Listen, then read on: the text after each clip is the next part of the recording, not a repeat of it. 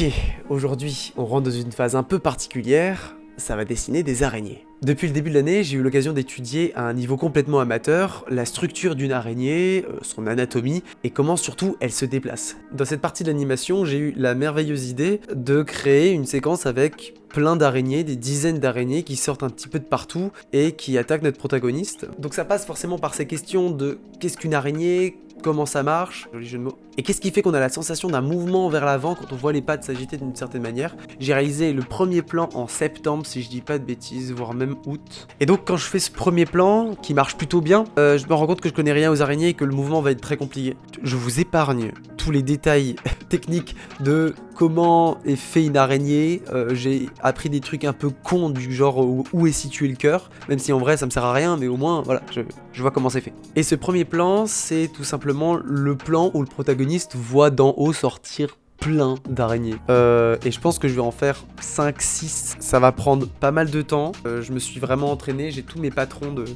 d'araignées. En gros, ça permet de faire une boucle. Donc j'ai mon patron, j'ai mes feuilles, c'est parti. Le premier souci, ça a été d'établir quelle trajectoire on donne à quelle araignée, tout en sachant que chaque araignée va être dupliquée sans doute plusieurs fois. Donc est-ce qu'on se donne la peine de les faire traverser au rocher situé au premier plan? Est-ce qu'on les fait continuer jusqu'en bas? Qu'est-ce qu'on fait exactement pour donner l'impression d'une illusion? J'ai fait un petit peu des deux, justement pour me permettre une grande liberté au montage. Certaines araignées passent derrière les rochers, d'autres continuent, et en fait ce que j'ai fait ensuite, c'est que j'ai tout simplement multiplié les araignées, les passer par-ci par-là, et créant des masques au premier plan, ou alors trouvant l'axe parfait pour que l'araignée sorte à la fois des rochers de devant et se cache derrière les rochers de derrière. Et évidemment, le gros défi aussi de ce plan, ça a été cette araignée qui vient au premier plan. Je savais pas trop comment faire. J'y suis allé un petit peu en mode freestyle où je me suis dit je sais comment fonctionne le mouvement d'une araignée, je l'ai suffisamment étudié pour savoir comment ça marche, donc maintenant allez hop, je me lance, et ça a plutôt bien marché, je suis content du mouvement. En dérochant tout à l'heure,